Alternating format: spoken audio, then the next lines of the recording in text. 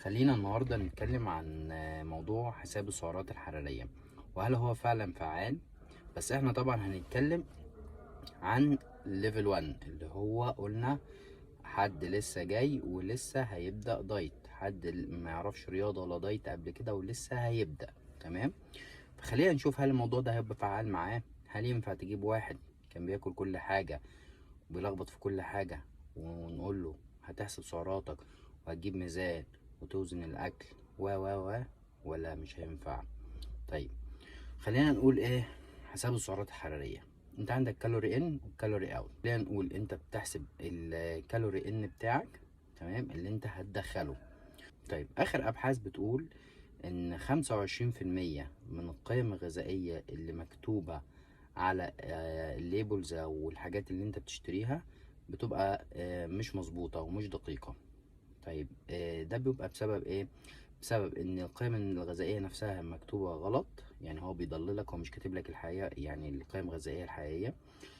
ممكن القياسات المعملية نفسها مش مظبوطة، والكواليتي بتاعت الاكل، جودة الاكل نفسها. طيب يبقى انت ايه؟ ادي عندك اول 25% انحراف. نخش على الحاجة التانية اللي هي الكالوري اوت. طيب الكالوري اوت اللي هو التمرين بتاعك والسعرات اللي انت بتحرقها خلال اليوم او على الماشين اللي هي في الجيم. طيب اخر ابحاث بتقول ان 25% برضو من القيم دي مش مظبوطة، بيبقى فيها ديفيشن، انحراف، يعني مش تبقى مظبوطة او اكيوريت بالظبط. طيب يبقى انت عندك 25% انحراف في حساب الكالوري اللي انت بتدخله، وعندك 25% انحراف برضو او مش دقيق، حساب مش دقيق للكالوري اللي انت بتطلعه. يبقى انت عندك كده اصلا ادي بتاع 50% انحراف في ايه في كل السعرات اللي انت حسبتها. طيب زائد بقى ايه؟ زائد صعوبة العملية نفسها. صعب ان انت تفضل كل يوم توزن الاكل بتاعك وتحسب السعرات بتاعتك يوميا. تمام، انت بتحسب الافريج بتاعك وبتمشي عليه، بتبقى عارف ده المتوسط بتاعي. تمام، لكن ان انت هتفضل ماشي، مش هتفضل ماشي بميزان بره وانت مع اصحابك. لو عندك سفرية هتبقى معاناة معاك. تمام، غير ان لو انت مشيت عليه فترة هيبقى صعب ان انت تستمر عليه فترة كبيرة جدا.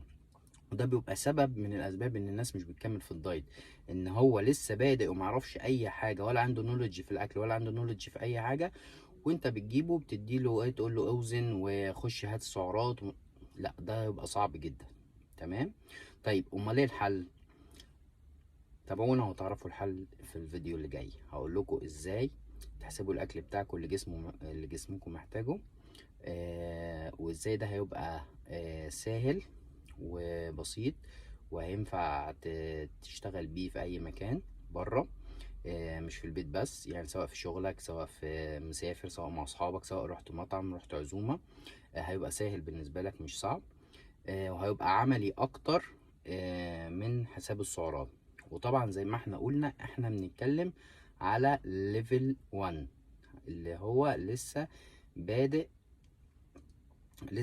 يعمل دايت. طيب عشان طبعا ايه، هيطلع واحد قليله السطرين على في جوجل وهيقول لي ايه؟ هيقول لي لا خد بالك، لا بدون حساب السعرات الحرارية محدش بيخس، ولازم الكالوري ديفيسيت، ولازم لا لا، انا دارس كويس واخد شهادات من كندا ومن امريكا، وعارف انا بقول ايه كويس جدا، واللي انا بقوله هو ده الكلام العلمي والكلام الصح. تمام، طبيعي طبعا لو السعرات الحراريه لو انت قللتها هتخس طبعا، اللي هو حساب السعرات الحراريه. طب ما ده طبيعي جدا، بس انت هل هتقدر تستمر عليه؟ هل الكلاينت اللي جاي لك اللي لسه بيقول يا هادي هيقدر يستمر عليه؟ ولا هو لما كان بياكل كل حاجه وبيقف ياكل على عربيه فول وبيطلب بيطلب بيتزا، بيطلب برجر من بره، بياكل كل حاجه غلط، انت هتيجي تعدل له كل حاجه في ثانيه وتقول له امشي على ميزان وخش شوف السعرات الحراريه دي ايه لا، لازم تمشي معاه خطوه خطوه بالظبط.